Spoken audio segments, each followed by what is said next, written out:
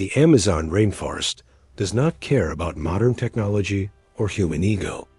It breathes, it sweats, and it devours. This place is not just a collection of trees and rivers.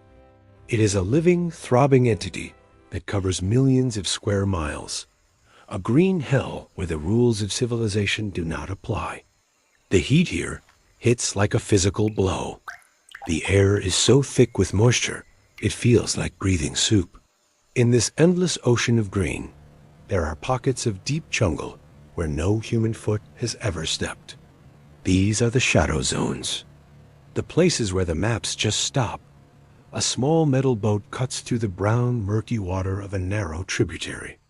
The engine hums a low, monotonous rhythm, struggling against the thick currents. Vines hang low from the canopy, dipping into the water like skeletal fingers. The sun is setting, casting long, distorted shadows across the riverbanks. The jungle is waking up. The day shift of colorful birds and monkeys is clocking out, making way for the night shift. The predators, the things that hunt in the dark. The boat slows down as the waterway narrows. The vegetation on the banks is dense, a wall of thorns and massive leaves. The air temperature is not dropping with the sun. It remains stiflingly hot. This heat is the key.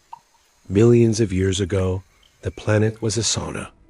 That extreme heat allowed cold-blooded reptiles to grow to impossible sizes. Biology dictates that a snake needs high temperatures to power a massive body. Now, with the world warming up again, the conditions are resetting. The stage is being set for a comeback. The vessel drifts closer to a mud bank. There is something strange in the mud. A groove. A depression in the earth that looks like a bulldozer drove through it. But there are no tire tracks. No machinery marks. Just a smooth, wide channel pressed deep into the heavy clay. The groove is over 3 feet wide. Whatever made this mark was heavy. Immensely heavy. The boat moves closer. The groove leads from the water, up the bank, and disappears into the thick undergrowth. It is a highway made by a single traveler. Night falls completely. The darkness in the Amazon is absolute. The only light comes from the small boat, cutting a weak cone of visibility into the black void. The sounds of the jungle change. The buzzing of insects becomes a deafening roar. Frogs call out in a chaotic rhythm. But then, silence. A sudden, heavy silence ripples outward, starting from a patch of reeds near the boat. The insects stop. The frogs go mute. This is the alarm system of the nature. The silence means only one thing. The apex predator has entered the room. The water around the boat remains calm, but the surface tension breaks. A series of bubbles rises to the top, popping with a quiet hiss. Something is moving underneath. Something massive enough to displace a significant volume of water without breaking the surface. The boat rocks gently, not from the wind, but from the displacement below. The depth finder would show a massive shadow passing directly under the hull. A shape longer than the boat itself. The focus shifts to the shoreline. The beam of light scans the tangled roots of the mangrove trees. There is movement in the darkness. Not the quick, jerky movement of a jaguar or the splash of a caiman. This is a slow, rolling motion. A section of the darkness seems to detach itself and slide forward. It is a scale pattern. Dark green, almost black, wet and glistening. The scales are the size of dinner plates. The body is thick, thicker than an oil drum. It moves with a terrifying grace, sliding over the mud without making a sound. This creature is a relic, a ghost from an epoch when reptiles ruled the earth. The Titanoboa. The science says they have been gone for 60 million years. But the Amazon is good at keeping secrets. In a place this vast, with food sources abundant, and the climate turning tropical again, a population could hide. They could thrive. The giant slides fully out of the water. The length is staggering. 10 feet, 20 feet, 30 feet. It keeps coming. The tail is still submerged, while the head is already deep into the tree line. The head of the beast emerges into a patch of moonlight, raking through the canopy.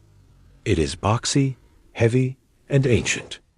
The eyes are milky and cold, set specifically to detect heat.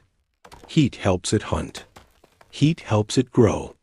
The jaws are loosely connected, capable of unhinging to swallow a crocodile whole. The creature pauses. It tastes the air with a forked tongue the size of a human arm. It senses the heat signature of the boat. It senses the vibration of the engine. But it does not care. To a creature of this size, the boat is not a threat. It is merely debris. The giant snake coils around the base of a massive ceiba tree. The muscles ripple under the skin, power cords of biological hydraulic pressure. It squeezes the tree trunk, testing its grip. The bark cracks under the pressure. This is a constrictor. It does not use venom. It uses raw power. It wraps around prey and squeezes until the heart stops, until the bones turn to dust. The jungle seems to hold its breath as the creature settles. This is the king. The absolute ruler of the swamp. Morning comes with a thick fog that clings to the river. The boat is still there, drifting. The giant track in the mud is fresh. Rain begins to fall, heavy tropical droplets that wash away the evidence. Within an hour, the track will be gone. The jungle resets itself. The evidence of the monster is erased. This is how the legend survives. It leaves just enough proof to terrify, but never enough to confirm. Further down the river, the ecosystem displays the signs of a super predator. A group of capybaras, normally calm, are skittish. They stay far from the water's edge. A black caiman, usually the boss of these waters, floats motionless, hiding in the weeds. It knows it is not the biggest thing in the water anymore. There is a hierarchy here, and the caiman has been demoted. The narrative moves to a deep lagoon, miles from the main river. The water here is black and still. Giant lily pads cover the surface. This is the perfect ambush point. The temperature here is even higher, trapped by the density of the vegetation. It is an incubator. If a clutch of eggs were laid here, in a mound of rotting vegetation, the heat would be perfect. A nest. A mound of earth and leaves, the size of a small car, sits on a dry patch of land in the center of the lagoon. The surface of the mound shifts. The soil crumbles. A small head pokes out, then another. These are not small snakes. Even at birth, they are 3 feet long. The cycle continues. The conditions that created the monster are back, and the monster has responded. The Amazon is not just hiding one giant. It is hiding a generation. The exploration team on the boat pushes further, unaware of the nest. They are looking for photos, for samples. They are looking for glory. But the jungle offers only humidity and shadows. The boat engine coughs and sputters. A mechanical failure in the middle of nowhere. The noise stops. The silence returns. That heavy, oppressive silence. The boat drifts toward the weeds.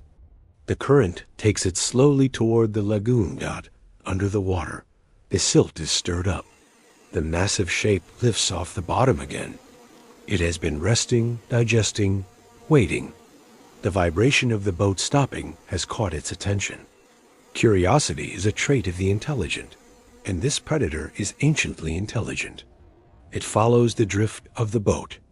The water bulges slightly behind the stern. The scene shifts to the view from the canopy, looking down. The river looks like a snake itself, winding through the green. The boat is a tiny speck, and close to the speck, a long dark shadow aligns itself with the current. The scale of the creature from this angle is undeniable.